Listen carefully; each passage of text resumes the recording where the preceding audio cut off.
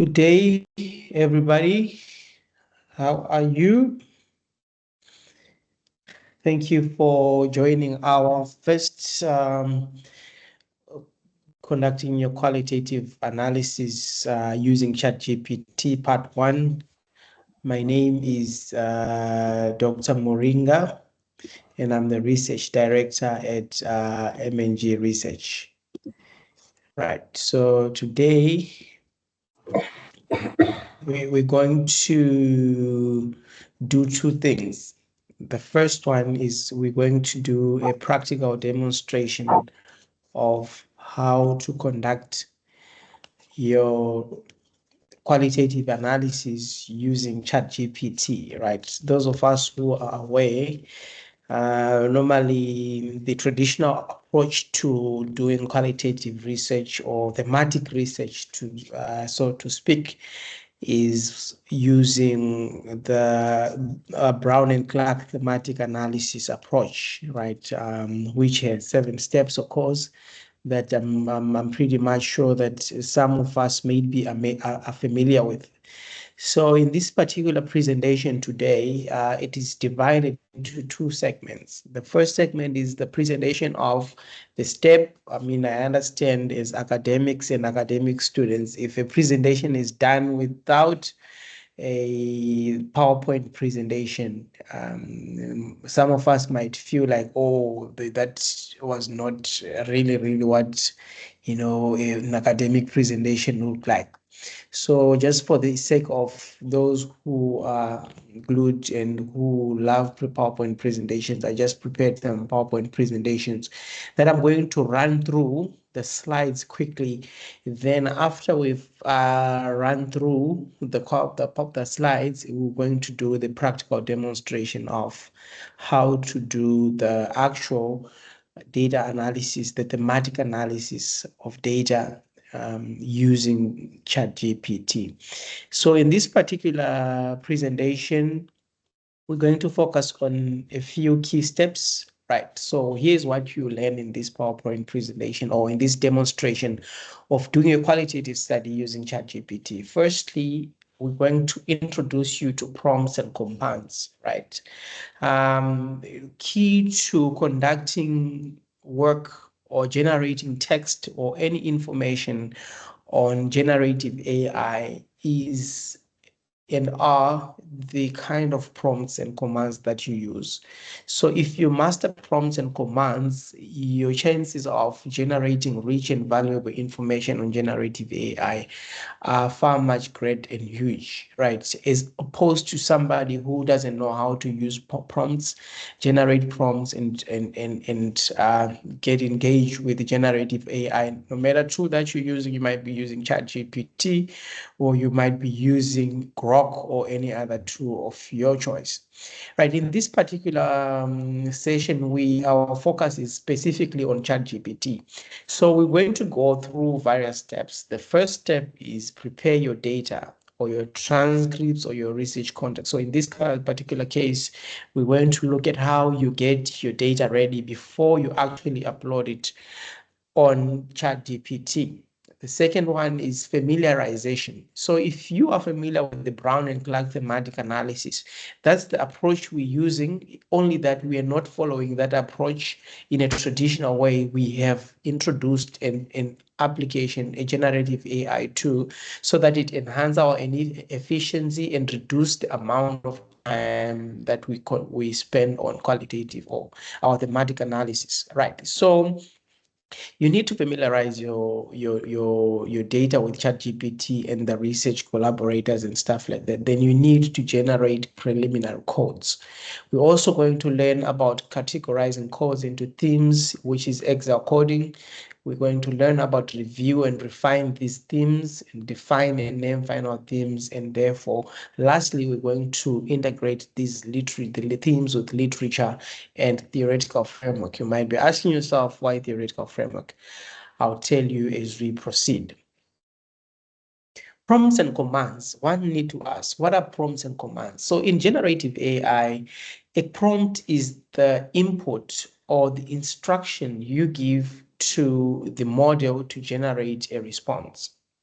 So say you want to conduct your thematic analysis, there are a set of questions or instructions or commands that you need to give to that particular platform so that it can generate that work that responds to your question or your instruction for you.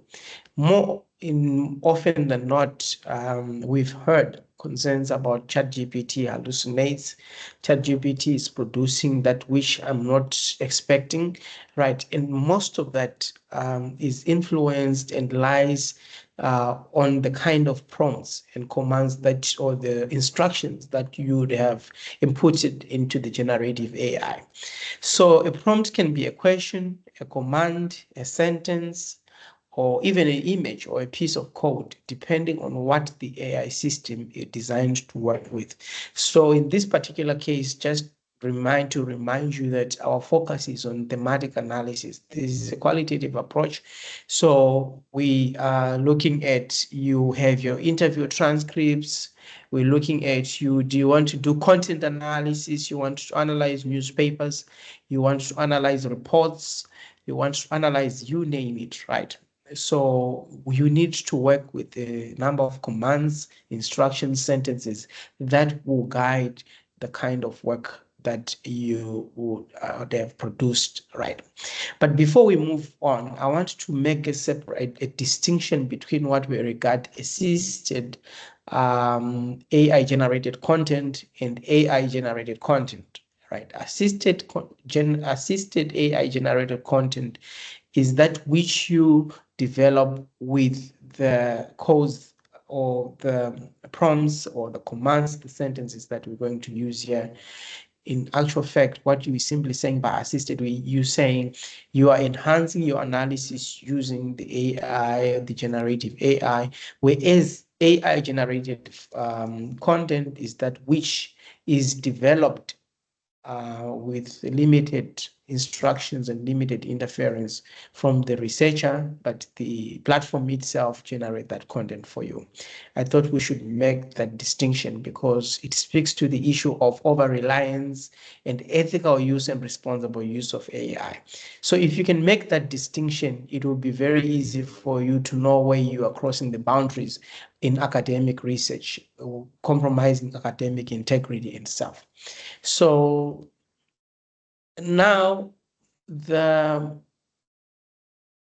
framing, the analysis that we're going to do here in this is a point of demonstration. It's called a content analysis. Sure, most of us are aware with the content analysis. Content analysis involves the analysis of previous reports, analysis of previously published work, analysis of news articles, analysis of any work that has been previously published, right? So we're not going to delve into all sections of thematic analysis or qualitative analysis. In our previous, if you go on our YouTube page, we have done analysis of interview transcripts. So you can go there and watch if you're doing interview transcripts. We've already recorded that one. We have it, so it's ready for you just to go and see it and learn from it. So here we're doing content analysis. So this was the experience that you learn, that you get from this presentation. It will assist you, most importantly, in engaging with the generative AI ChatGPT with the use of prompts. That's one thing that you need to check away, the instructions, the commands that we're going to use. So these are umbrella, these are universal. You can use them and they will still generate rich content, rich results for you. So we're going to do framing analysis and we're going to use those prompts. So framing analysis is a kind of content analysis normally used in media and communication that reviews the kind of content or communication or information in published articles, published reports, published documents, so this will speak also to your systematic reviews, the kind of analysis you do in your systematic reviews, or you want to do a conceptual analysis. So those others will speak to that. So here you need to identify the dominant frames used in this news article when reporting on political protest, right? So the question that we're going to use, right, as an entry point is, how is the issue of corruption framed in the News 24 articles, right? So we want to do an analysis of the news articles from News 24 as a demonstration. So you need to customize this to your study, but the practical demonstration is going to be very helpful for everybody who wants to do literature review, systematic review, conceptual reviews, and everything that involves secondary data, right? It's going to be very helpful. The practical demonstration of this. So how is the issue of corruption framed in these news articles? That's the premise, and that's the topic that we're focusing for the purposes of this presentation. Right. So key aspects of a prompt. So each and every prompt has key aspects that you need to master. Right. And I'm going to emphasize this, that if you do not master a prompt, you will struggle to generate rich information and rich results from any generative AI. So key aspects of a prompt is, number one, it sets the context for the output, right? So you need to give ChatGPT a context for your output. So you should never assume that ChatGPT or any generative AI knows your context, right? So the prompts, they set the context. They are descriptive in nature. They actually give the context to say, we are going to be analyzing news articles that covered on Nkosazana Dlamini Zuma, Cyril Ramaphosa, on the issue of Phala Phala. So in this particular analysis, we want to look at specific A, B, C, and D. You give it a background context, a descriptive and detailed background context to say, this is where we're coming from before we get to this next step. So a well-crafted prompt can lead to more accurate and relevant results. That's a given. So in advanced use, prompt engineering refers to the strategic design of prompts to get optimal responses from AI. So at M&G Research, what we're doing now is that we are in the process of developing specific prompts for each and every section of the research process. So we have prompts to generate a good topic, right? For your research, we have prompts for generating your abstract. We have prompts for generating a background of your study. We have prompts for generating research questions. We have prompts for generating each and every aspect. That's what we regard now to as prompt engineering. So that when you get to those generative AI, you do not struggle with anything. What you do is that you copy and paste the prompts on the generative AI platform, and it gives you the best results and it generates optimum results. This cuts the long story short in that it generates your work and everything in few minutes. Right. So in short, a prompt is the starting instruction that tells a generative model what to create or respond to. Right. And this is where most people fail. And this is why most people feel that AI or generative AI hallucinates or provide fake references and provide information that is not accurate, provide information that is not justifiable. Right. So let's begin the first step. The first step when you are doing a qualitative analysis, a thematic analysis on ChatGPT, of which will demonstrate that for you. The first step is clarifying the research context and upload transcripts or articles. So the purpose of this step is to orient ChatGPT with the purpose of the study or the scope of the study. So ChatGPT wouldn't know, right? Even using Grok, right? ChatGPT wouldn't know what the scope of your study is. So for me, what you see on the screen that is my whole prompt that I would input on ChatGPT. So I'll say, this is my study aim. My aim is to examine how Lindiwe Sisulu is framed in South African newspapers with a particular emphasis on gender discourse and media portrayals of female political leaders. Then I'll put the research questions there. I'll say, what dominant frames are used to portray Lindiwe Sisulu in political public discourse, and how are gendered stereotypes reinforced or contested in in these portrayals? What role does newspapers play in shaping public perception of female leadership? Then remember, you're doing an analysis, right? You're contextualizing your study and are making ChatGPT aware what you're going to be dealing with. So then you need to include the theoretical lens. I say this study will use a framing theory, drawing from Edman 1993 and a feminist media theory from Van Zuyne 1994 to guide the analysis. I want you to look at how detailed my prompts are, right? So the struggle that we have with generative AI is that you want to go in there and generate or analyze your data using a thematic analysis approach of your data, but you are not familiar with your aim of your study.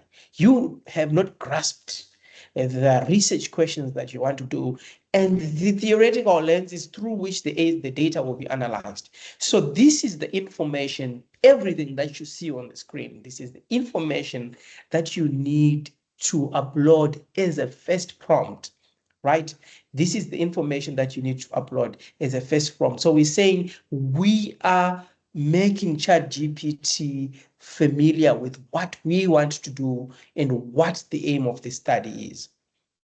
Right. Then step number 2 is familiarization with the articles. So the purpose of this step is to identify surface level and latent framing patterns. So the prompts that I'll use, then I'll give you an example of a prompt, is to say, for example, please summarize the key narratives and tone of this article. Does it portray Lindiwe Sisulu positively, negatively, or neutrally? What aspects of her identity or performance are highlighted? Right. So this is a prompt, right? Given that you are working with interview transcripts, you have to follow the same approach. So your approach or your prompt will be, please summarize the key narratives and tone in these transcripts. Do they reflect A, B, C, and D? Do they do what A, B, C, and D? And all the questions that you're asking, they are related to the key objectives of your study, right? They are related to the key objectives of your study or the key questions, and they're also in line with the lens or the theoretical lens through which you analyze your data.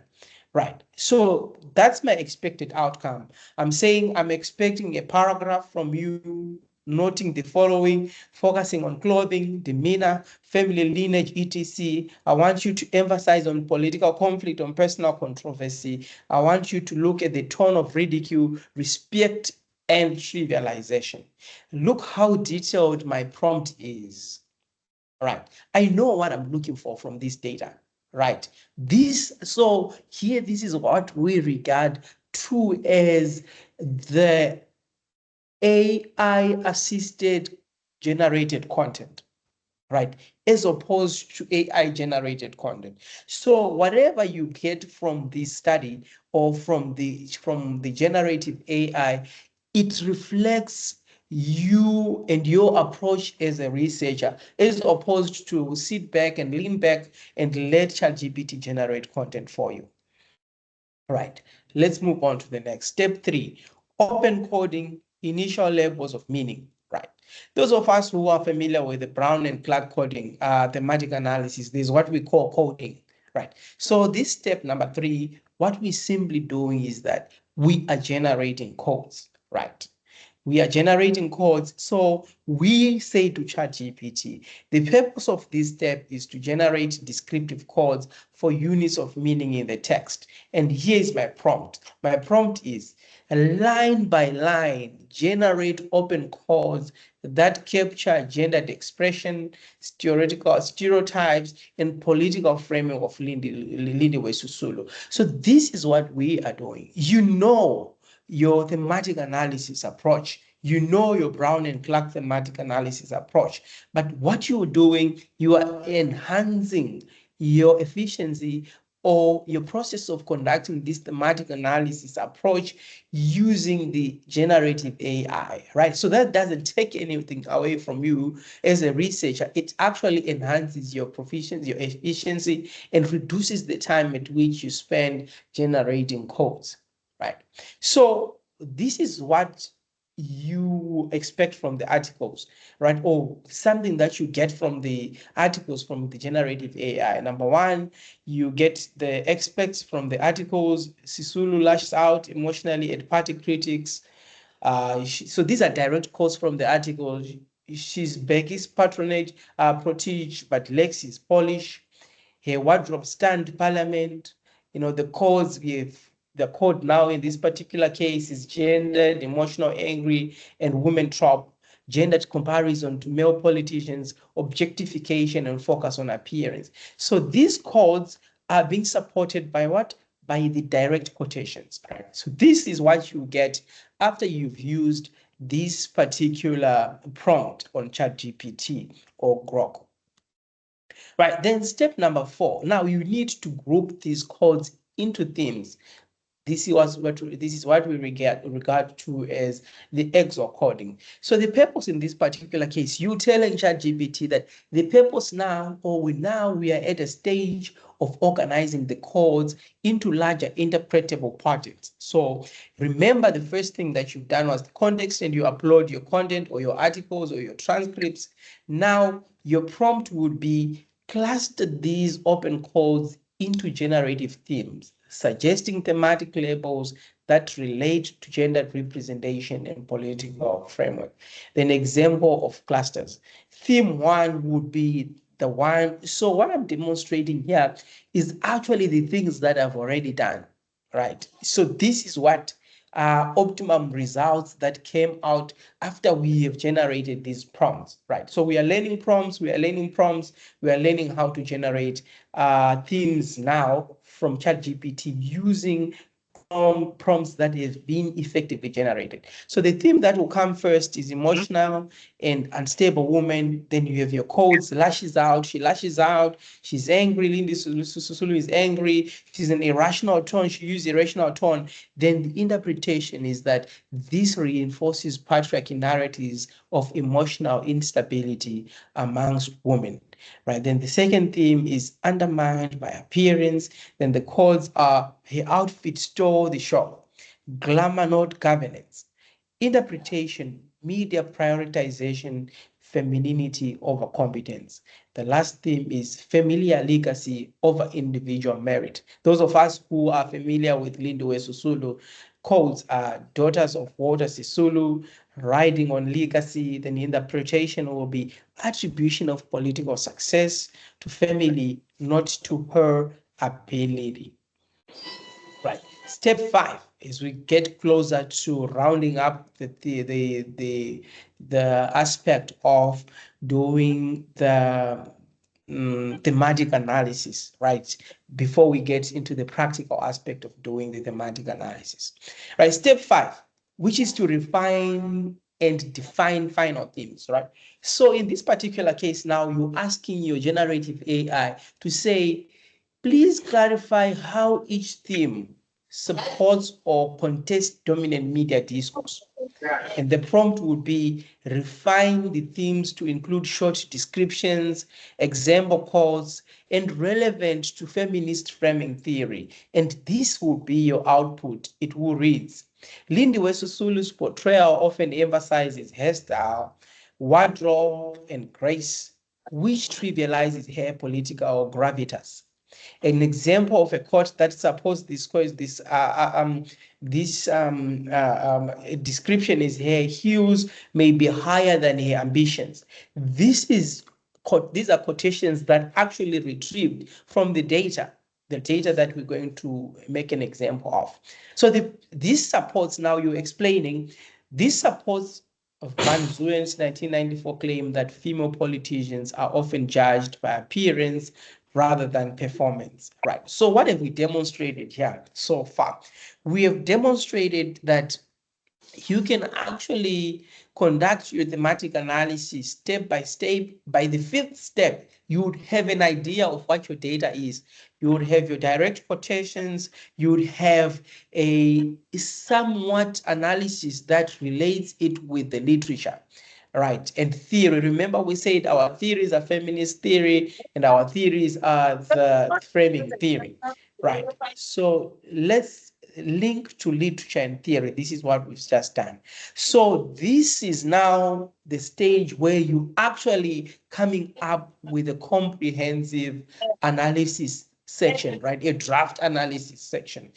So the purpose of this, remember this, you are uploading all as it is on ChatGPT. You say, anchor your findings or anchor my findings in existing academic work.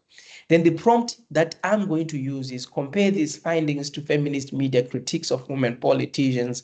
How do these themes reflect or challenge global or South African scholarship?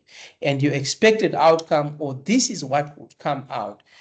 It says Beverly and Ross on women frames out as outsiders in power, Webley 2011 on symbolic gender regimes in post-colonial media, and May 2015 on South African women ministers and media vilification.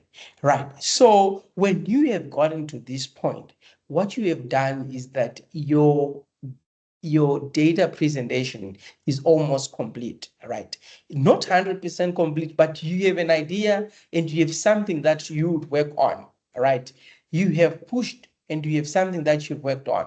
So the next stage now would be you need to draft the finding section, right? On the same platform, right? You come and say, the purpose of this, what we're doing now, you're talking and engaging with the generative AI, you chat GPT, you say purpose. The purpose of this exercise now is to present a clear, coherent narrative of the thematic findings, right?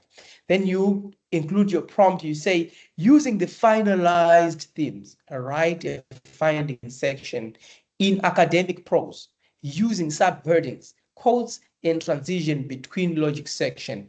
Then you give it an example of the structure that you're looking for. You say introduction to the framing and gender in the media, then second 4.2, politicized femininity. And these are the themes, remember, that came out. So you want your finding section to be discussed according to those themes, right? Then you press enter, right? So this is what happens, right? So this is just the demonstration of it, the practice, the theoretical demonstration of how to do your qualitative thematic analysis on ChatGPT, right? So the next section now, the next segment of our presentation, we're going to move to ChatGPT and replicate the same process that we've demonstrated and see what comes out, right? So this is where it gets interesting. We actually developing or writing our finding section or discussion section using ChatGPT on step by step, right? So I want you to take note of time, right? To say, if you'd have done this using the traditional Brown and Clark thematic analysis, how much time was I going to take? And if I use ChatGPT or any generative AI, how much time have I taken and how much time did I save myself? Right. So we're taking a break to hear feedback and thoughts and what you guys think as we prepare our screens for the practical demonstration of ChatGPT and using thematic analysis doing ChatGPT. Right, so I'm going to open this to comments and want to hear what you think on our first presentation as we get ready for the next segment. That will take a very short period of time. Then after that, we get into discussion again, right? We are very prepared to answer your questions and to do further demonstrations for you should you struggle to understand each and every stage of our presentation. Right, over to you. Let's hear what you think from our presentation so far.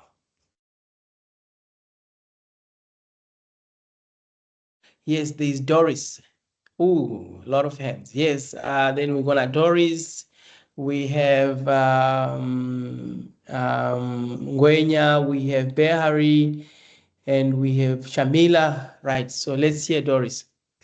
It's a good morning to you. Thank you for the presentation. I've been waiting for this because I'm doing grounded theory and I will be coding the analysis using the Excel open coding and selective coding. So you had posted that we have to have like on the prompts on chat on the chat there, we should have the research questions, isn't? Now that like I have a main research question and the sub research questions, do I like write to say this is the main research question and these are the sub research questions? That's the question, the first question that I have. All right, thank you, Doris. So I want to emphasize to you that the generative AI doesn't generate that which it is not given, right? So the moment you leave out your sub-research questions, right, when you are giving it prompts, those are going to be missing in your report, right? Whatever content that's going to be generated there, your supervisor or anybody who's going to read is going to identify those gaps to say the sub-research questions are not effectively analyzed. The sub-research questions are not effectively engaged. So what you need to do is to say everything that pertains your study. That's why I began by saying the aim of the study, the key questions, the objectives, the theory, the sub-questions, everything that your study involves, that anchors your study, it needs to accompany your prompt so that you have a golden thread, right? Because you see now when we are doing the demonstration of ChatGPT of what we're talking about, it should flow, right? Your final report should reflect your research question, should respond to your research question. I'm sure you know that. So that's what you should do. You should have your main research question, your aim, your title in there, your aim, your objectives, your question, your sub-objectives, sub-questions, your theory, and whatever information that is relevant to your study, that should feature in your finding section, right? It's very pertinent that those things are captured in there, right? Then let's go on to Shamila before we get to Peter. Hope you answered, Doris. Good morning. Thank you. Good morning. Yes, morning. Yes, morning. How are you? Good, thank you. I think, for me, it's overwhelming, all of this, ChatGPT and AI is everywhere now. My concern is, or question is, regarding the use of this and plagiarism. The other question I have is when you obviously put in a prompt and you're getting feedback from that, there is references that's been made in the prompt. Or the information or the feedback. Now, in relation to the references that are there, is it not that we need to obviously also access that reference and have obviously read it? Or yeah, I just want some guidance around that. The referencing that's there, how do we access the original article so we have an understanding of what the article is? Right. I'm interested in that question, and it triggers my interest so much as someone who's been working on generative AI for quite some time. So my response to plagiarism, the first response to plagiarism, to the issue of plagiarism, is that I'm not sure from which institution do you come from, right? That doesn't matter. But I'll make reference to different journal articles. Should you want to publish, and I'll make reference to UKZN AI guidelines, right? So increasingly, most guidelines, they have come to accept that content generated from AI is not plagiarized content, right? It can't be regarded as plagiarism, right? Because this content here, it is summarized work from people's ideas, right? But now there's a question of saying, who are those people? That takes us to the issue of references, right? To the issue of references. I'm going to do for you a demonstration of how we should not rely on AI-generated references. Rather, we should guide AI with our own references. right? So, for example, you would provide AI with your list of references or articles that you've already engaged with. And you say, within the parameters of the discussion of these articles, this is where my analysis should come from. In that particular case, what you have done is that the work that AI is generated is the summaries of the articles that you have generated, that you have gathered, right? Then that addresses the issue of plagiarism and references. So the challenge now, I'll make reference to our students and to people, to people who are not familiar with ChatGPT, is that they are relying on AI generated content, right? And I made a distinction that there is a difference between AI generated content and AI assisted generated content. So the assisted content is that you are giving ChatGPT with the parameters of everything. You provide it with your prompts, you provide it with your articles, you provide it with your data. What it's doing is that it's reducing the amount of work that you would have done, right, on yourself. It's reducing the time you spend on NVivo or an Atlas.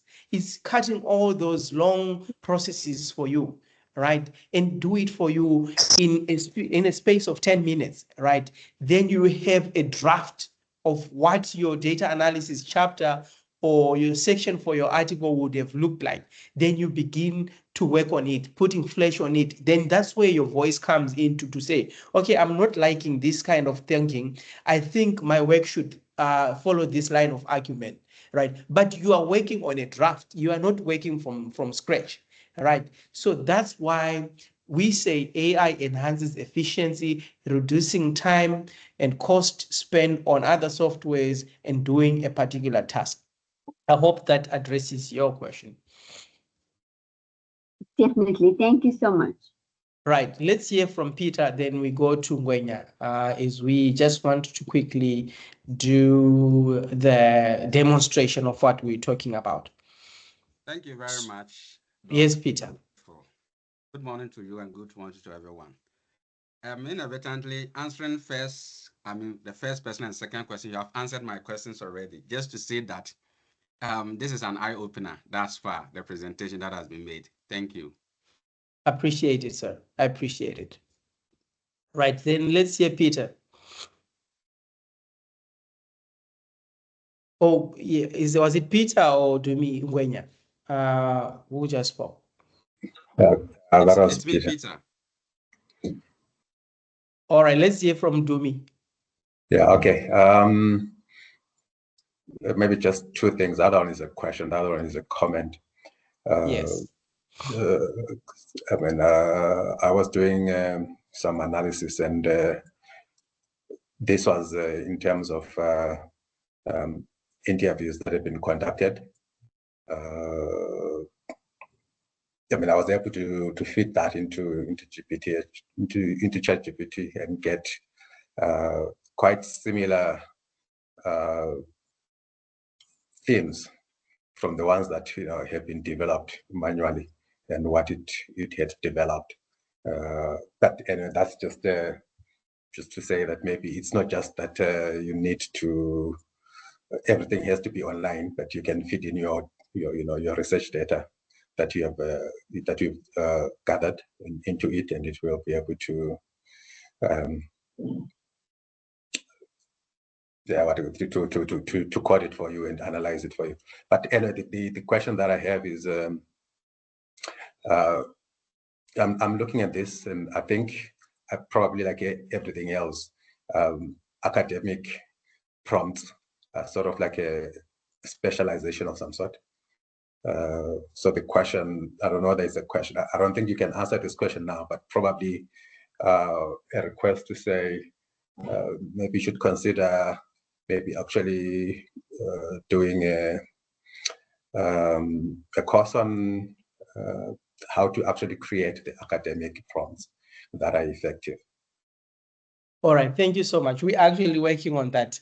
Like if you listen when I said, when I focused on the section on prompts and commands, I said at M&G, we actually engaging what we call prompt engineering, right?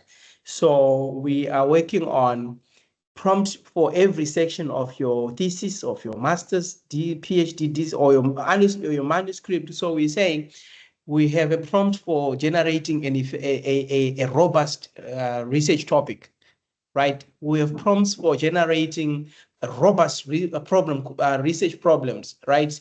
And research questions, and you name it, until you get to references, how to check your references, how to update your references, without you do manually to say, I've submitted my article to this journal, they require APA. Now they rejected the article. I want to submit to another one that requires Chicago. So I need to change the reference. We have the prompts that will assist you on a click of button to update the whole article. All right. So that's what we're working at, and I really thank you for emphasizing that one for us. Right. Yeah. Let's So maybe, yeah. Just a yes. follow-up. So are you going to provide that as a course, or are you able to provide the prompts themselves? All right. So that one. Yes. So the knowledge. Right. So there's we do training. We're training institutions, right? So when we come to do training, we'll leave you with that handbook of those prompts, right? It's a package that we provide for you. So if we come to an institution, we train you on how to do writing a literature review or systematic reviews.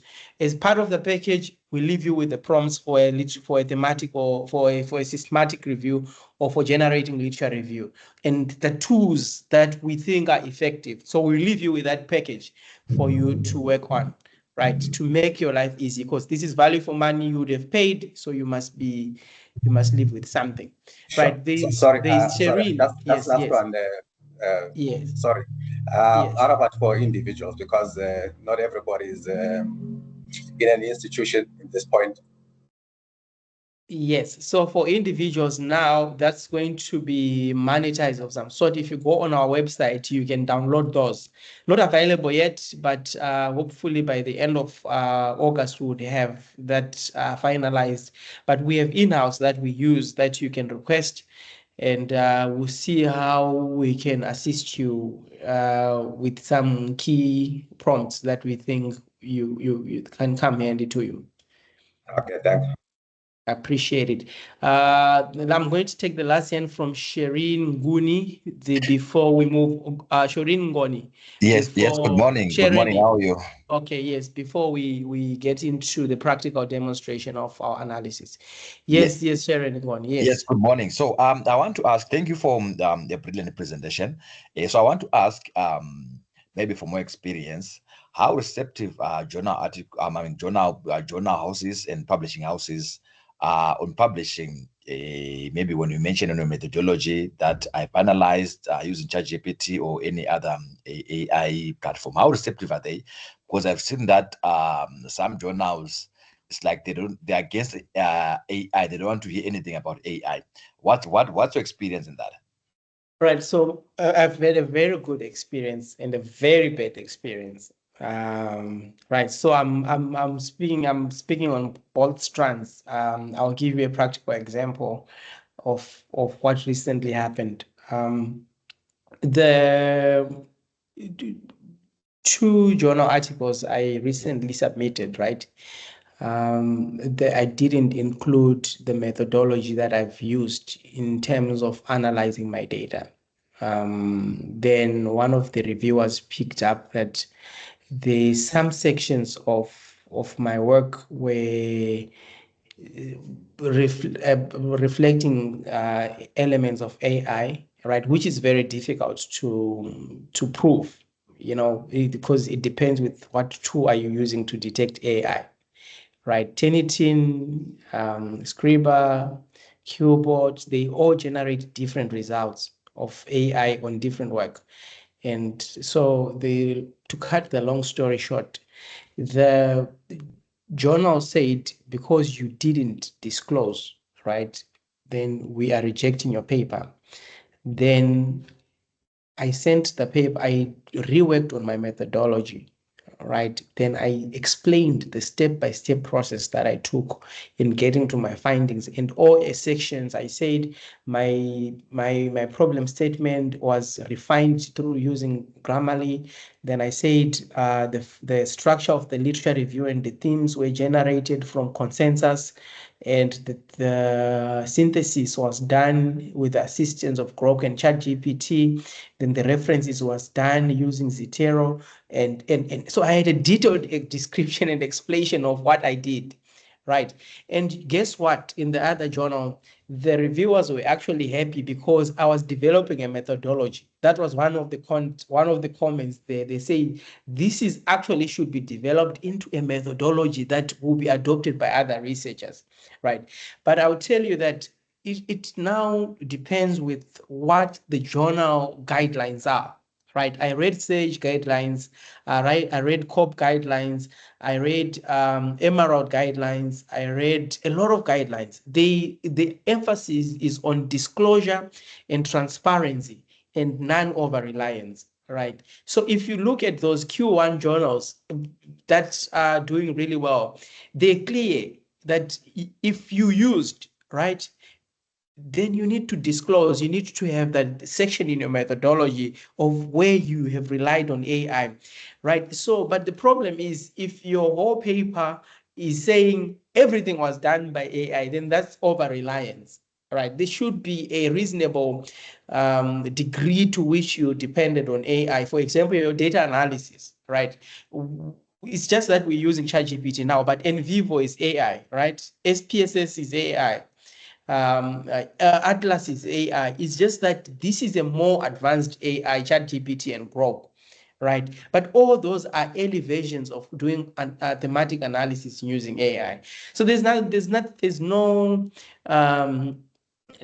nothing bad by disclosing, but there's everything wrong by not disclosing because you are unfairly presenting the work that was enhanced by some tool as yours, as if you have done everything. So some journals, you need to be strategic. Look at Q1 journals. Most of them are actually using AI to review the papers before they go for review. I'll tell you that the Frontiers are doing that. I'll tell you that some SAGE journals are doing that. I'll tell you that some MDPI are screening those papers. I'll tell you that some Taylor and Francis journals are doing that. So you need to be strategic and see where you submit your paper. But I know papers that have been accepted. I have papers that have been accepted and published. It's just that I disclosed, right? This is what I did in my disclosure of AI. And they didn't have a problem with that. And some of them are actually Q1 journals, right? And they are happy that I'm actually enhancing knowledge in my discipline by developing a methodology that has not been done before, that has not been used, but it's actually rigorous and generates those results that are credible. So that's it. I think I've answered your question. Let's move on to the ChatGPT. Right. Let's move on to ChatGPT. I have ChatGPT consensus and the data that I'm going to input. Then we take it from there. Right. I hope you enjoy this section.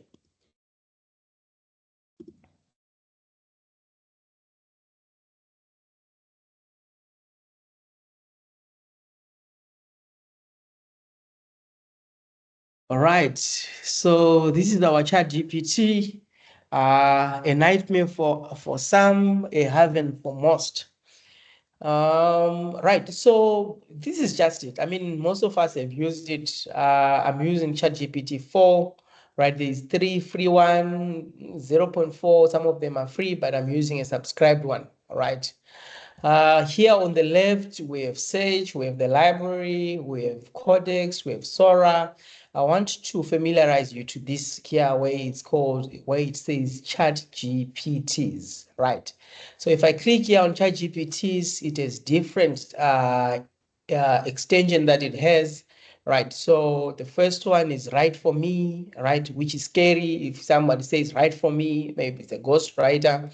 Right, then here we have Scholar ChatGPT. This here is advised because it has enhanced research with over 2 million research resources, right? Then you have consensus that we're going to use consensus for our analysis, right? Consensus, I'll describe for you when we get to consensus. We have AIPD, drive, cheat, create, and organize, right? This is where you can communicate or have a conversation with any PDF article. You upload it, then you ask questions. Where is, give me quotations. Where in this PDF are they talking about this particular topic? So you can have that communication with them. A lot of tools, and we'll do some workshops on those and demonstration for you, especially that you are engaging in an analysis. Right. By ChatGPT, right? There's NSU. I'm hearing myself from your chat. Can you please mute? Right, we have a lot. We have writing, we have AI humanizer. Humanizer, it reduces the amount of work that is reflected, AI detected. We have grammar checker, we have presentation if you want to do your PowerPoint presentation. We have a lot, research and analysis. This is where I wanted to take us to, right? We have, so there is NVivo, there is SPSS, extension in ChatGPT, right? There's everything, you name it, right? But for interest tech, we just want to do a basic analysis. We don't want to look at NVivo. Don't want to look at Atlas. We just want to do a basic ChatGPT, right? So we have a new chat here, right? We have a new chat. Right, what's on your mind today? There's a lot on my mind. My mind is processing a lot of things. I can't even answer this question. Right, the tools, deep search, create image, web search, or canvas. What exactly do you want to do? Right, these are options that you have. We're going to want to do deep search when we're doing the analysis. But here, the first thing that we need to do, we need to upload. Right, so you go add photos or files, we need to upload, right? We need to upload our data. I'm going to go to, so remember I gave an example. I say this is a content analysis presentation that we're going to be doing. And I've given you the topic that we'll be focusing on. If you still remember, we are focusing on a specific topic that we're focusing on. So ChatGPT allows you to upload 10 articles or 10 documents at a time, right? So we're going to upload 1, 2, 3, 4, 5, right? Let's just work on 5 so that we don't overwhelm the system and also the network might struggle, right? And so let's see how long are they going to upload, right? All of them are uploaded. That was quick. I love this, right?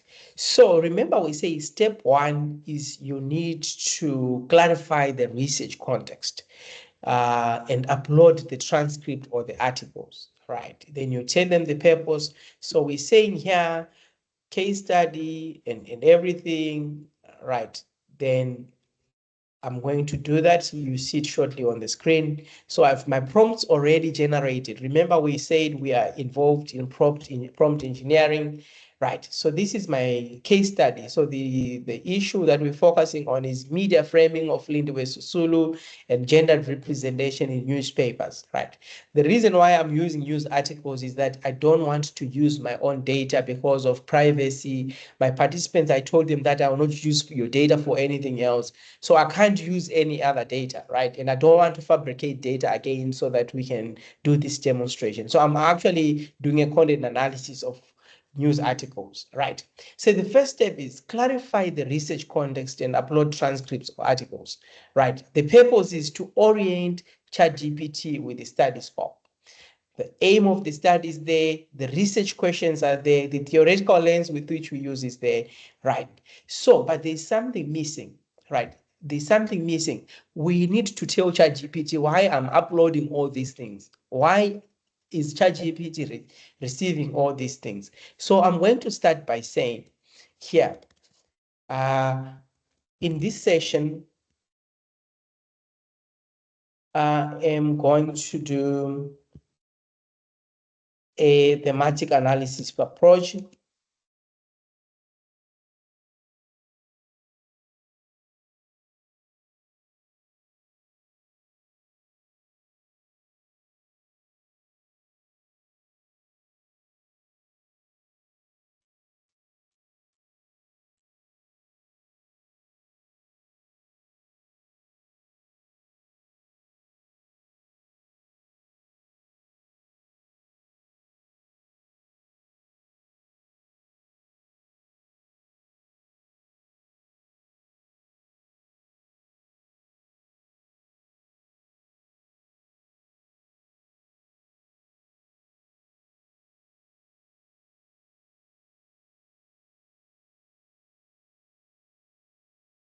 right? So I said here, in this session, we're going to be doing a thematic analysis approach using the Brown and Clark thematic approach.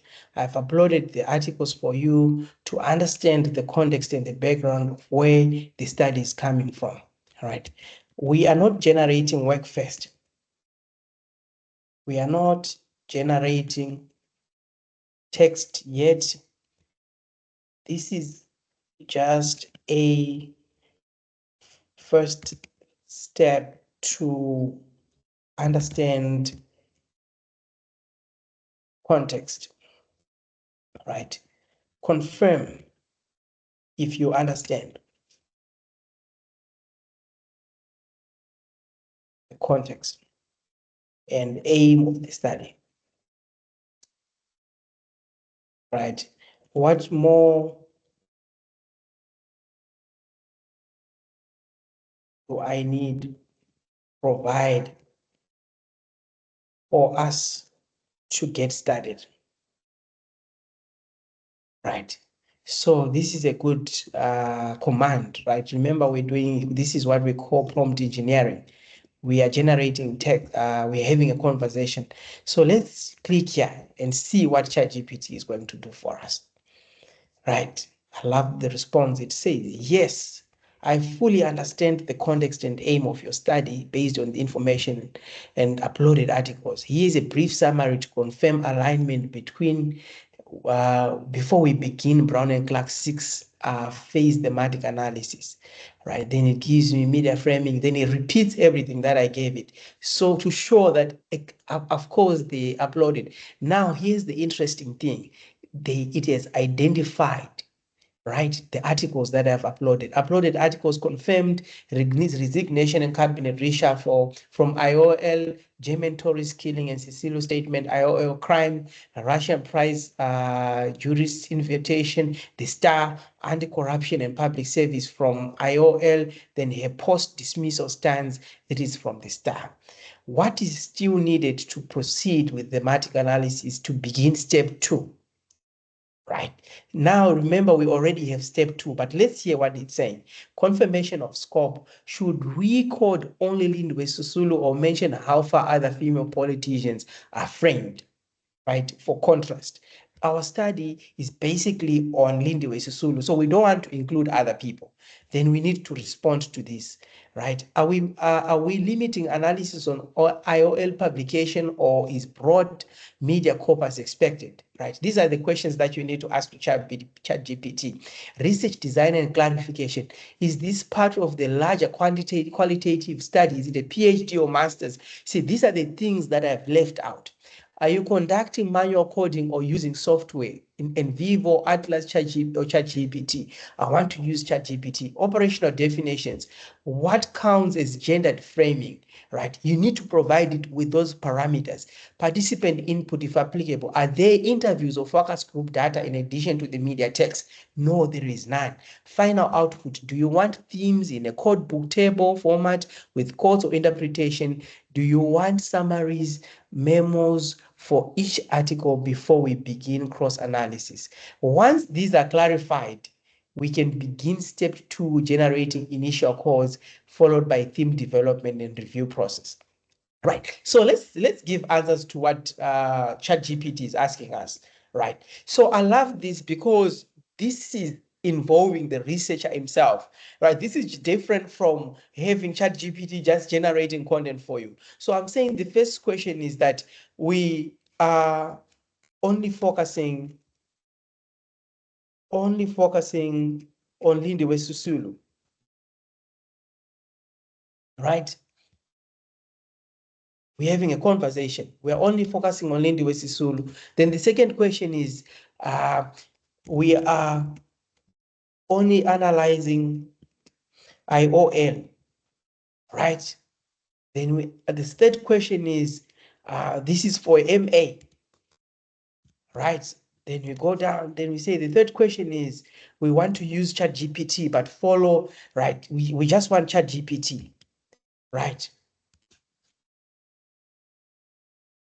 Even though you can use NVivo Atlas in ChatGPT. Right. Then the third question is definitions. What counts as gendered frames? Should we focus on militant, maternal, emotional? Right. Then we say focus on this. Right. We don't want to waste time. Right. We say focus on this. That it's suggestions. Right. Then we move on. We say operational definitions. What count? Okay, we've already addressed this. Participants. We say there are no interviews. Right. It's only quantitative. It's only content analysis of the articles. Right. Then we move here. Then we say, do you want themes in a codebook tables format with codes or interpretation? Do you want a summary memo for each articles? Right. Then we say final output is interesting. Then we copy final output here. Then we say we want both. Right. Then this is our response, but we need to move on to the second stage, right, which is familiarization. Step 2 for us is familiarization. Remember, we spoke about it, right? Then we need to tell it that we have confirmed, right? I have confirmed your questions,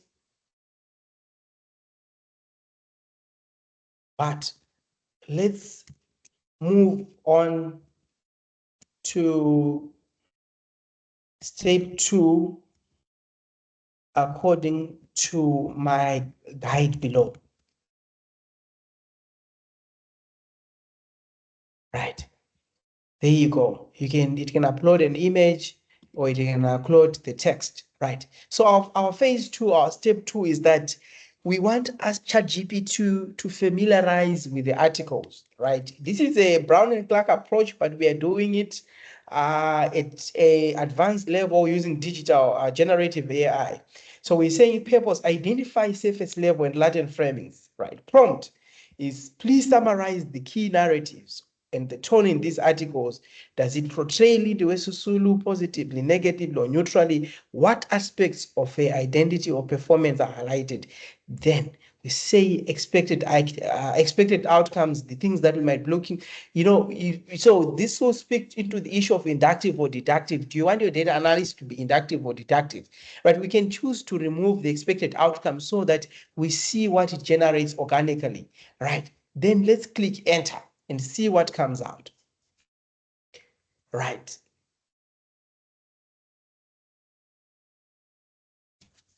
Look at this. So it's saying to me, excellent. With your clarification confirmed, we'll now proceed to step 2. Familiarizing with the articles following your guide. Below is a detailed summary of each article, key narratives, tone, and highlighted aspects of Lindiwe Sisulu's identity and performance. Each article will be reviewed with attention to both surface level and latent implied framing using framing theory, feminist media theory with a focus on tone, militant, maternal, emotional, lexical choices, and narrative positioning, right? So article 1 says, that's the title of the article, right? This is clear. I can confirm because I've read the articles. It was published on 9 March, the start 2023, militant confirmation tone, resolute. So they were use words such as fight and fight, phosphorus, and radical economic transformation. Right, these are our codes. Then the narrative framing is the frame Sisulu as a principled political dissenter who challenges the mainstream leadership of the ANC and President Ramaphosa. Emphasis is placed on her moral courage, particularly regarding corruption, the public service. Then gendered framing elements, unlike many portrayals of female leaders as emotional nurturing, Sisulu is constructed here in traditional masculine frames of militant resistance and comparative leadership. There's another tone of defiance, a defiance against patriarchy authority, especially a critic of male-dominant leadership. Overall, positive tone towards the Sisulu, particularly in valorizing ideological stance. However, implicit suggests isolation from MC mainstream. So all the 5 articles that we have uploaded, they are given summaries. We have summaries of all the idea. Now we understand what each article is talking about, right? With the 5 articles, you can do that for your 10 articles, for your 20 articles, for your 50 articles, no matter how many articles that you have. We have an idea of what each and every article is talking about. Remember, we said we need a table. So here, this is our table that shows initial familiarizing findings. You can copy this and add this in your thesis or in your dissertation or in your manuscript. So the initial stage of our familiarization, this is what come out. The article, the first article, militant find, right? Then the tone, militant confrontation, the narratives, then the gender representation, and overall portrayal, positive, negative, highly positive, neutral, or neutral, right? So we have an understanding of what our 5 articles are talking about, right? Then we need to move to our third stage. Our third step now, we are looking at the coding, right? We want to do coding. Now we want to code these articles. We want to generate codes. Remember, this is the thematic analysis approach, right? We're saying, let's do the coding now. Step 3, open coding, initial levels of meaning. Purpose, we need to generate descriptive codes for units of meaning in the text. For example, the prompt that we have, a line by line, generate. Look how specific I am in this prompt. I'm saying line by line, generate open codes that capture gender expression, stereotypes, and political framing of Lindiwe Sisulu. Example of output, right? I'm going to remove these examples because I've done this already, right? I'm going to remove this so that it won't generate the same stuff. So I'm saying here, provide example output, right? In form of a table, right? Let's leave it open-ended so that it will still give us a table and the text. Then we click here.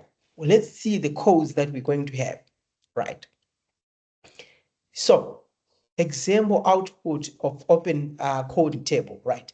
Right, our output here is generated in form of a table, right? So we have experts here from each and every article of 5 articles, right? Lindiwe Sisulu vows to continue a militant fight.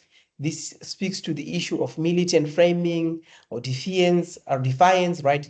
Even without a cabinet post, this is political marginalization.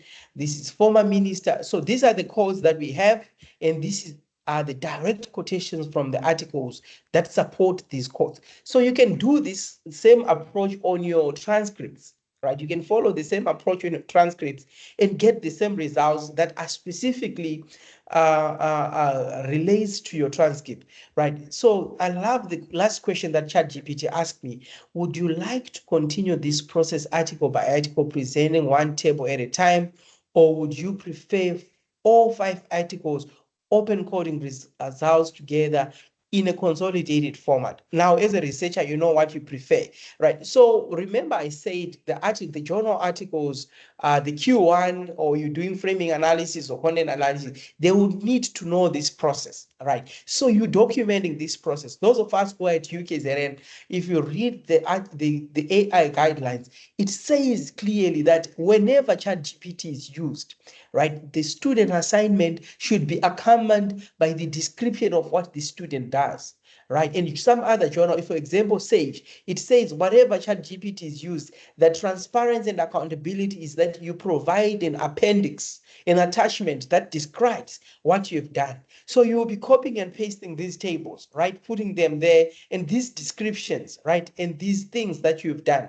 The purpose is not for them to punish you, but the purpose is that you actually developing a methodology for yourself or for the field that can be used by other researchers. And at the end of the day, emerging researchers or researchers 5 years down the line, they are not citing Brown and Clark anymore. They're actually citing Muringa, saying how to do thematic analysis using ChatGPT. Because in 5 years from now, I tell you that most of the thematic analysis will be done through ChatGPT. Right, without wasting time, let's move on to stage 4. Our step 4 is to group the codes into themes. Right, now we want to group our codes into themes. Right, let's group our codes into themes. We're saying to ChatGPT, step 4 is group codes into themes. This is what we call Excel coding, right? Our purpose is to organize the codes into larger interpretive patterns, right? Prompt, for example, cluster these open codes into overarching themes, suggest thematic labels that relate to gender representation and political framing. Example thematic clusters, right? Then we have given it examples, right? So let's click here and see what it generates for us. It says excellent, right? It shows that it understands, right? So the militant woman as political threat, that's our first theme that comes out. It says the code that came out, remember the codes that we have. Then there is an interpretation, right? This theme constructs Sisulu as a combative and confrontational figure whose activism and radical reform agenda position her as a politically dangerous. While the tone validates her principles, the militant framing echoes masculine coded descriptors often used to delegitimize powerful women by portraying them as excessively aggressive, threatening the patriarchal code, right? So we have our themes now. We have one theme, we have two theme, and the interpretation with three theme, and its interpretation with four theme, with interpretation with five theme, with interpretation, and we have a theme, a table capturing our themes, right? This is the table, militant and interpretation. So all the themes that have come out now, we have the brief description of these themes. But remember, we're still going. The thematic analysis approaches 6 steps. We are on step number what? We are on step number 4. Let's go to step number 5. Refine and define the themes, right? Refine and define the themes, right? That's the step number 5 of the thematic analysis. Then we go in here, refine and define the themes, right? Then we click here. The purpose is to clarify how each theme support or construct dominant media discourses, right? Now, I'm going to add one word. I'm saying in detail. This phrase will change the whole outlook of what is going to be generated here, because remember we say prompts are a game changer. So the word in detail is going to change everything. So let's click and see what comes out in detail. We say it in detail. We need detail, right? So theme 1, right? So theme 1 is militant woman. Definition, Sisulu is framed as militant. Then we have the quotes. Example of the quotes. These quotes are authentic. They are coming from the articles themselves. Then relevance to the framing media theory, right? Then relation to the framing theory, right? So we have a skeleton of each and every theme that we have for our manuscript or for our dissertation, of everything, right? That whatever work we're working on. Right, that was step 5. Then step 5 now is linking to literature or theory, right? Then we want to link to literature or theory, right? So this is the game changer now. When we want to link to theory or literature, remember ChatGPT is guilty of generating, if ChatGPT is guilty of generating false citations. It's guilty of hallucinating, right? So we want to introduce a dynamic. The moment we mention literature here and theory, it requires us to actually provide it with literature and theory. Right. So I'm going to introduce for you consensus. Right. You need to be aware.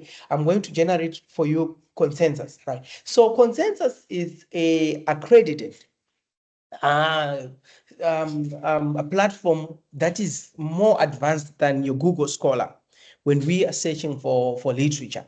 So for you to get effective results, we have a section where we'll only focus on consensus, but we have done that already on consensus, on searching literature. We have it on our YouTube channel. So for us to get best results from consensus, we need to use our research topic or our central question, right?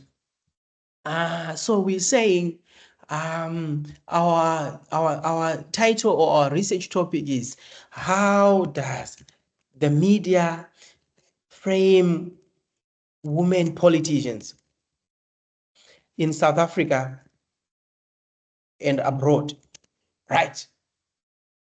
This is us. We want to search for literature that we're going to use to do our analysis. Now, we want to link our data or our analysis that we have presented, our findings, to your literature and theory, right? So we're saying, how does the media frame women politicians in South Africa and abroad, or let's say, and beyond? In South Africa and beyond, right? Right. This platform here called Consensus, it is filters, right? It is filters, and it's beautiful that we have filters. So the first thing that we need to limit is that we want articles that were written in the past 5 years, from 2020 to 2025, right? If you can see on screen, right, we just selected 2025.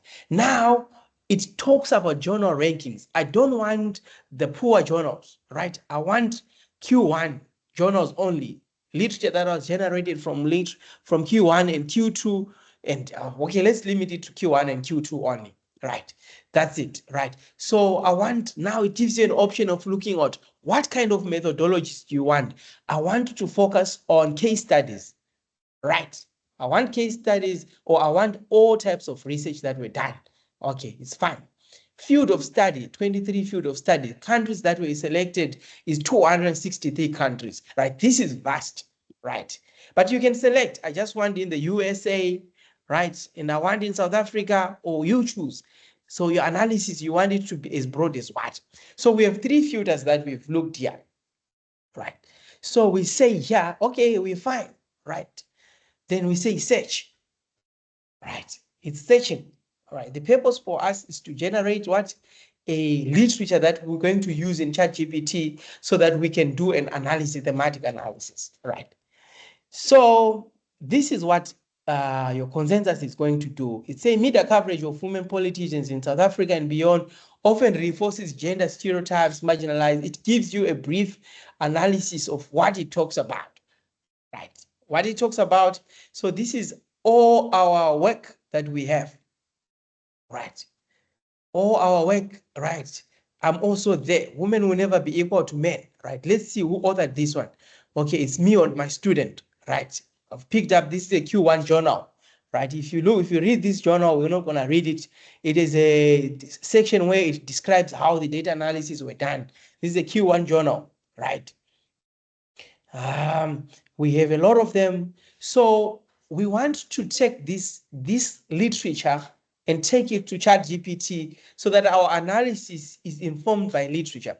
So if you click here, right, it gives you an option to download. So it can download all this literature here in the summaries, or you can even add more, but we just want 20 articles, right? If you click here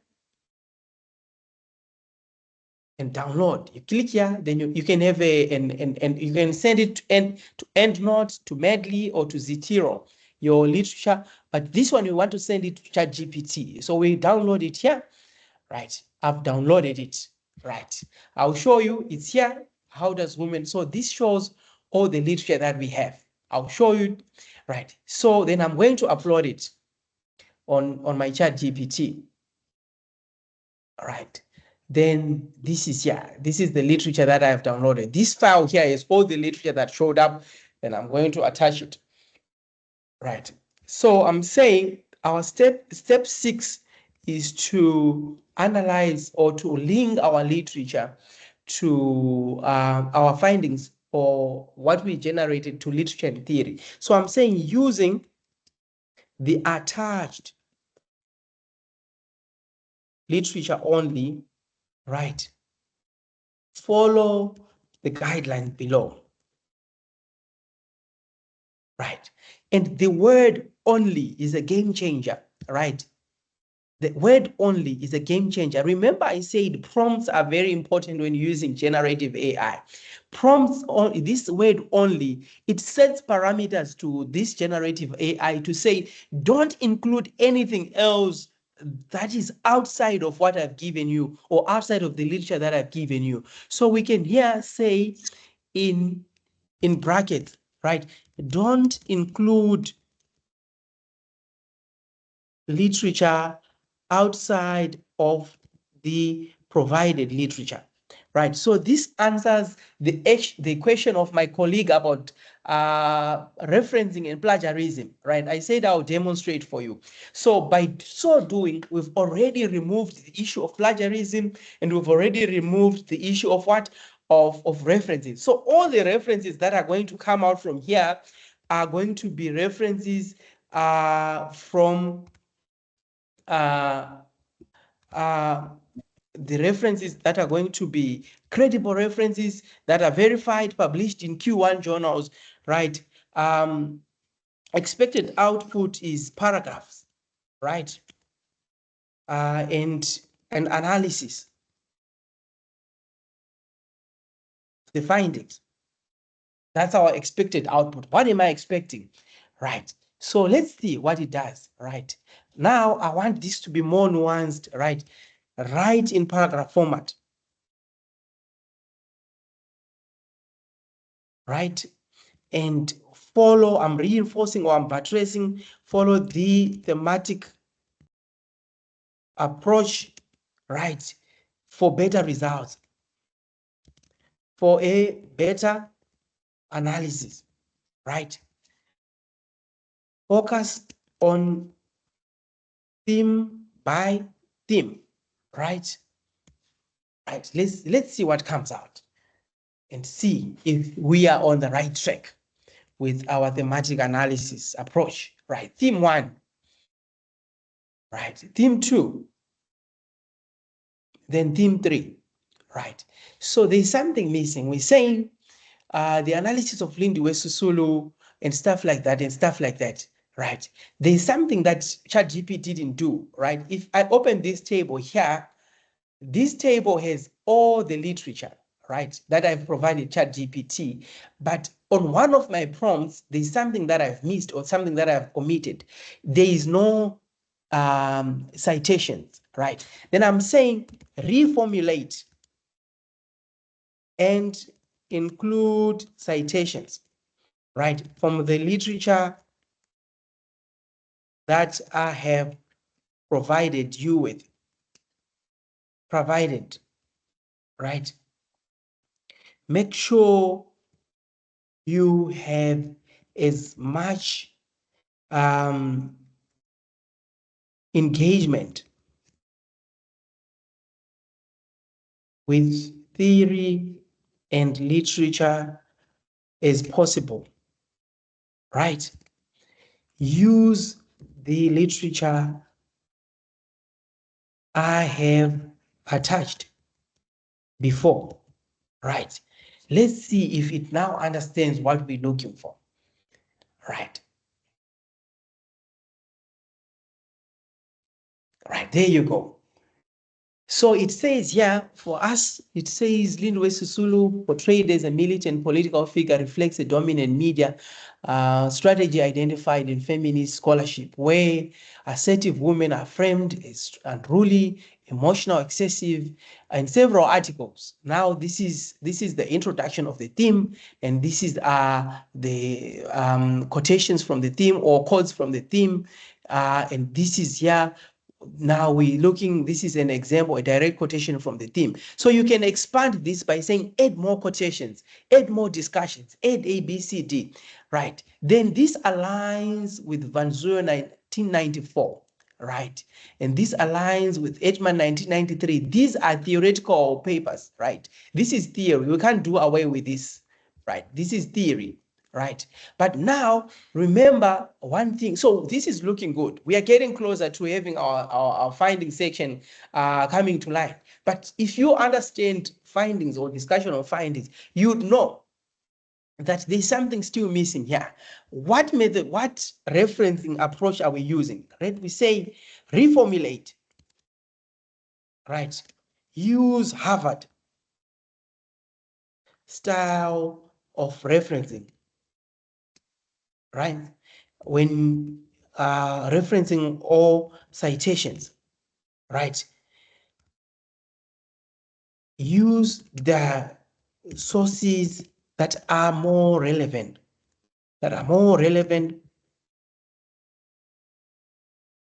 right? And within the 2020 to 2025 years, right? Then I'm going to re-upload, right? I want to remind ChatGPT so that it doesn't hallucinate. I'm going to re-upload my literature again and say, use the attached literature. Right? Right. Then we say, don't hallucinate. Must tell it, don't hallucinate. Don't go beyond what we've given you. Harvard. Right. If you want, some writers are specific. Say, I want at least 4 citations in every paragraph. Right. Then let's see if we are getting any closer to what we are looking for. Right.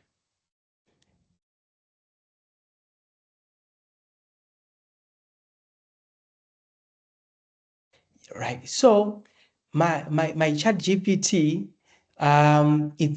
it's still struggling. I want to show you something. It's still struggling with the kind of approach that I've used. Why? Because I didn't tell it to use. I said Harvard self-referencing, right? I might need to be more specific. I need, right, author, use for citations.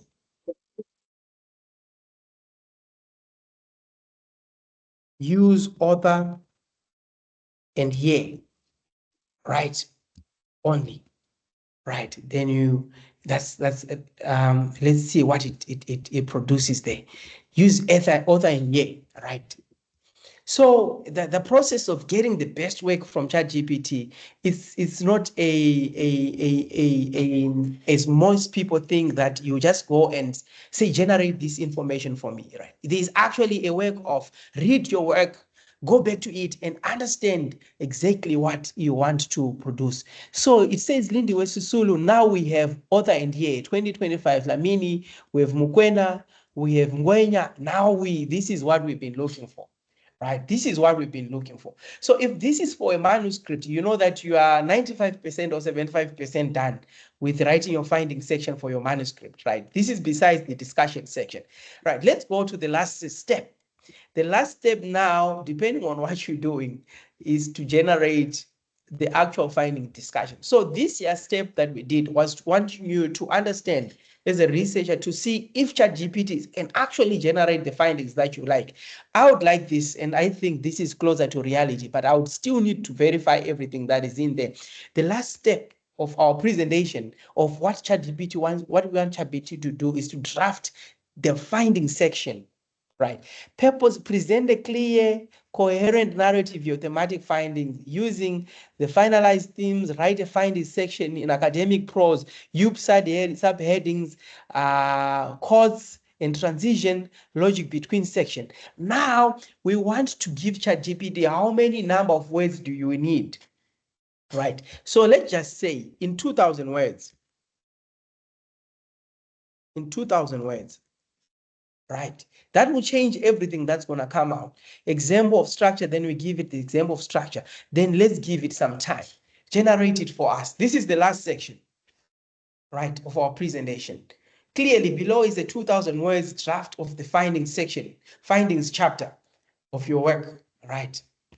You can do more than that, right? You can do more than that. Depending on the kind of thematic or how you want to present your quotations, you can tell ChatGPT to say, I want my quotations to be separate from the analysis or from the description. I want them to stand alone so that I can follow through, whatever, you name it, right? You name it. So this is summary of the finding and theoretical reflections. This is what ChatGPT has, this is how far ChatGPT has taken us. Right, then you would need what we call reflexive commentary. You're going to need final refinement, integration into the dissertation, and etc. But already you know what your data is composed of. Right. So this is how far ChatGPT has taken us to. It's been I think we spent only 2 hours to get to our actual findings, right? So you can hear, just to show you something, right? On every theme, right? Make sure you have at least 6 direct quotes, right? That are detailed and capture the context, right? We need detailed quotations. They must be separated from the analysis, right?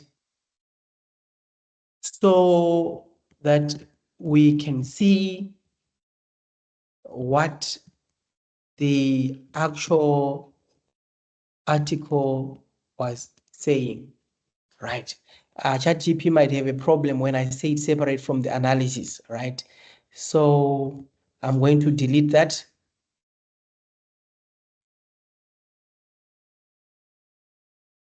They must be accompanied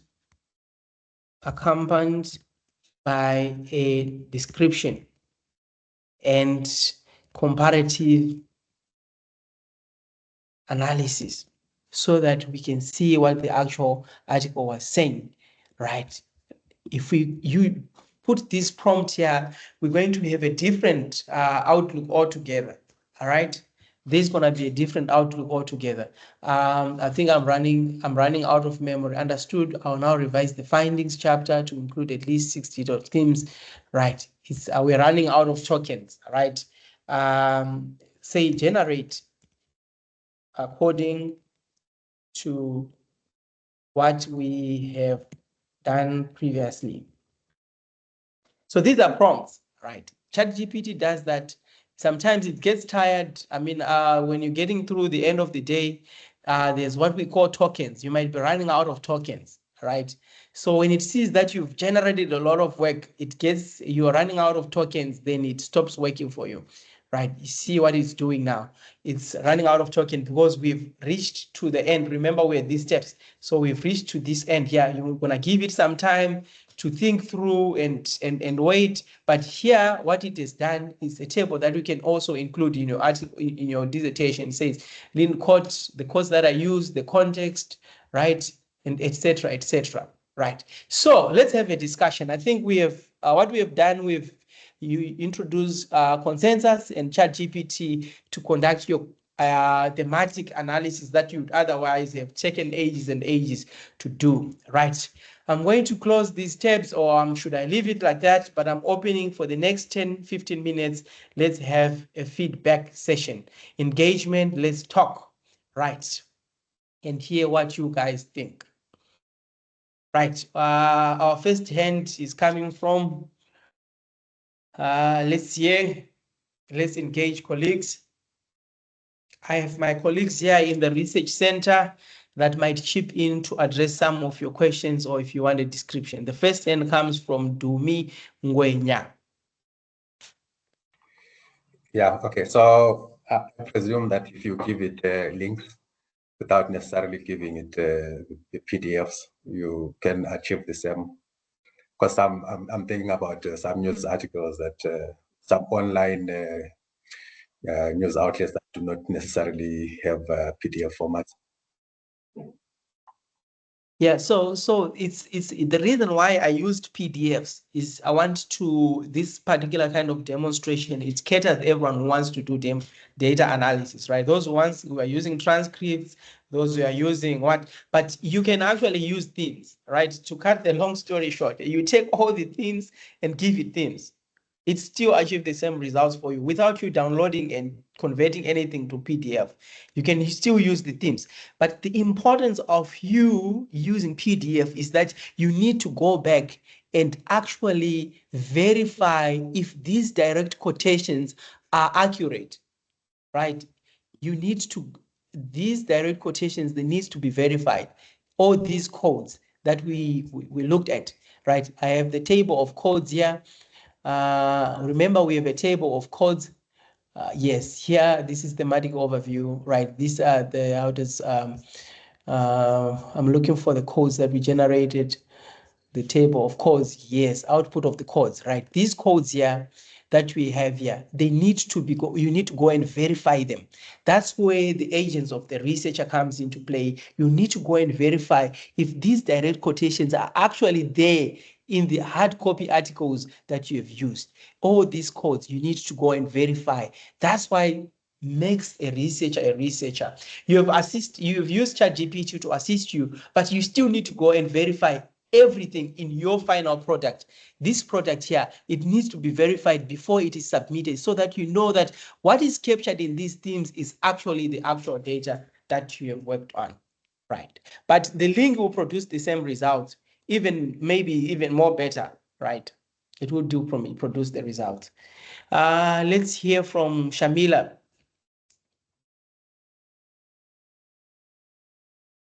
Hi, I'd like to find out, you mentioned earlier that you're using the subscribed version of ChatGPT. So Yes. I've downloaded the free version. I'm not sure if I would get similar results when I put in my article. Or Right, is it, yeah, maybe you can just guide me on that. Yes, you definitely get the similar results, but ChatGPT is going to close you out at some stage because it will tell you that you're running out of tokens, or your time with your uploads, especially when you want to upload work. It will tell you that you can't upload anymore, right? Then you're gonna get stuck. So you have to start again tomorrow, right? But this version here, you can upload all your articles. You can upload all your 20 apps. I remember I did a study of where I have 50 transcripts from interviews, right? And I did the last paper I did, we used 100 news articles, right? It's actually published. That paper is actually, it published last week, actually, right? I can share for you that paper. It published last week. We used 100 articles that we uploaded on ChatGPT, right? And it ran the same that same results. And when we were done, we actually went one by one in what has been run to check and actually verify if the articles and the direct quotations are accurate. And indeed, they were all accurate, you know, and the quotations and the citations and everything were accurate. So the free version would get you somewhere, but the subscribed version will definitely give you the optimum results. All right. I'm not sure if you have any other question. Yes. All right. Any other questions? Any questions? Shereni Ngoni, I'm not sure if you, yes. You can ask if you want to add something. All right, there's Joel. The Joel. Yes, how are you, sir? Thank you very much for the good presentation. Yes. May you please, if you may elaborate on issue of plagiarism and stuff which we are afraid of. And if I have used the ChatGPT, what should I do if I have used it to do my literature review and other research work? Thank you. Right. So I want to show you something. This is I'm just gonna do one paragraph, right? I want to do plagiarism check. Right. I want to do plagiarism check. So I'm here on a plagiarism check. I'm sure if you can follow my screen, you can follow, right? Confirm. Can you see my screen? Yes, I can see it. Right. So I want to check the level of plagiarism in the work that I've done here. This is chapter 4. I'm just going to do section 1. I'm just going to do theme 1 and theme 2. Right. Let's check here if there's any plagiarism in this work that we've done. Right. Right. So it says here there is zero plagiarism. This work here is not plagiarized from anywhere else. That's what it tells me. Okay, right. Even on Turnitin, if you put it on yes, Turnitin, it still yes. generates the same results. Oh, okay. That's fine. What about okay? How then do you link, for example, if you have used the issues like end note that what do you call it? That system of referencing. EndNote. I'm familiar with EndNote. Yes. What is the question? Yes. Cause yeah. The question now is after using ChatGPT, does it then automatically reference whatever is whatever I've used for my literature review using EndNote? Does it then automatically populate? Yes. So you can upload your EndNote library for that particular paper that you're working on ChatGPT, right? Good. Then Good. when you upload that library or that list of references, so it is going to take us to the basics of what is happening behind what we are seeing on the screen, right? Which will take another section that we're gonna need to do, because for you to understand why there's no plagiarism here, right? You Yes. need to understand what is happening behind when you put something on ChatGPT. So that will require you to understand things like large language models processing.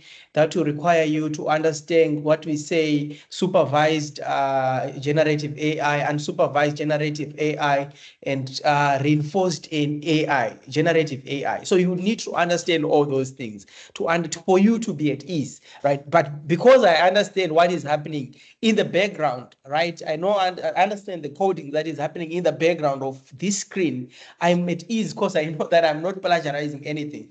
To give you an example, what is happening here is that AI, if I put this literature here that I uploaded, when I put it on ChatGPT, what ChatGPT is doing is just to summarize what these studies have said.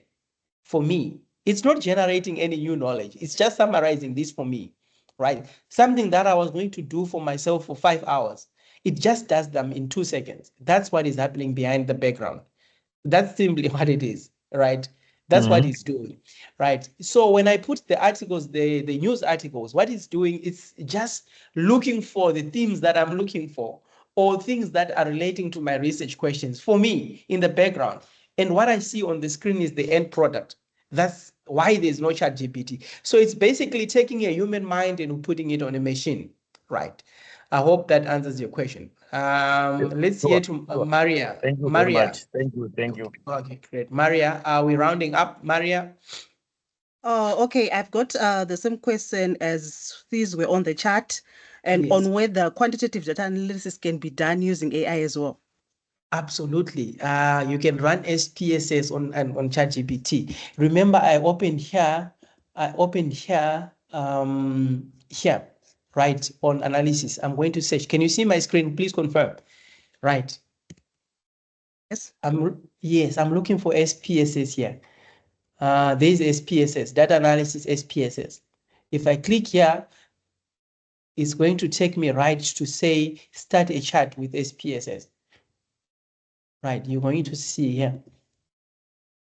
It's taking time. Right, there you go. Now you can do all your tests here. So any kind of, now the question, how do I do the test reliability of my SPSS data?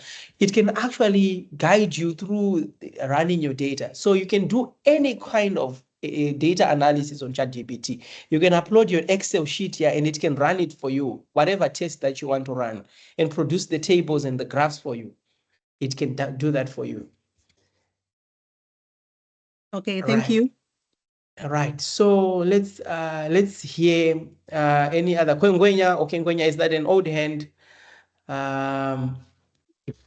Okay, thank you very much for this wonderful and insightful presentation. Yes. I wanted to go back to that guy who was talking about plagiarism, maybe to ask a further question on that plagiarism.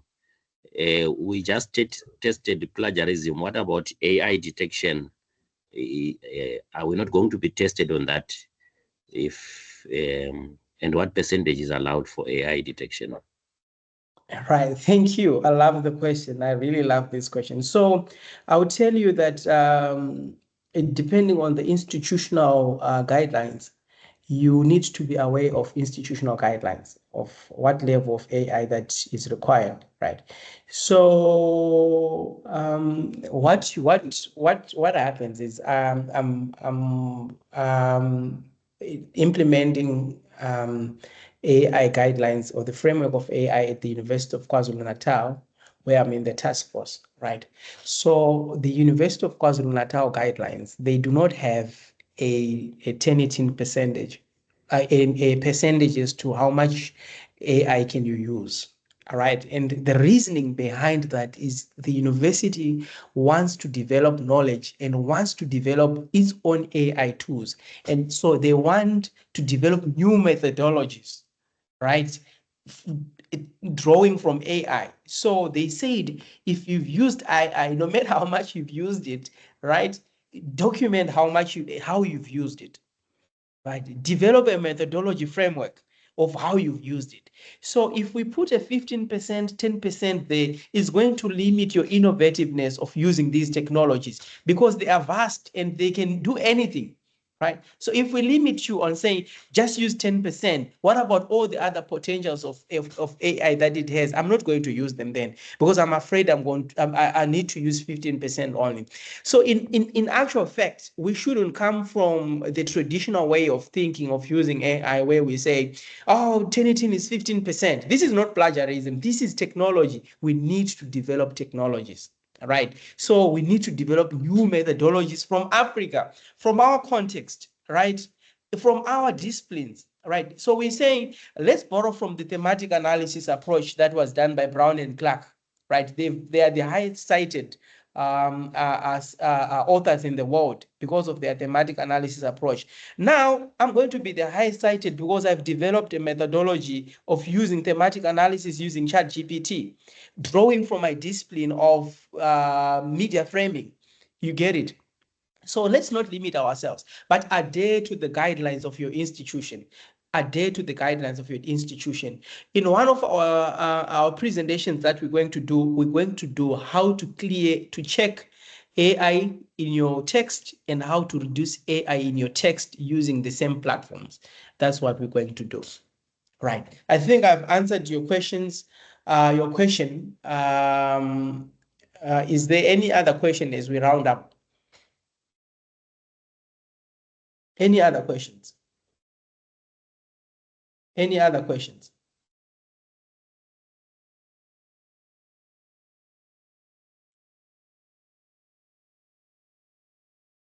No questions.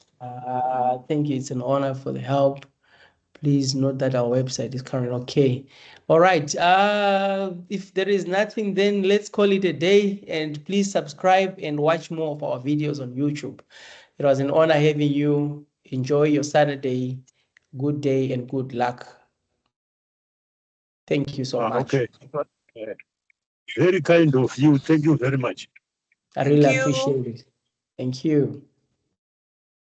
Grateful, grateful.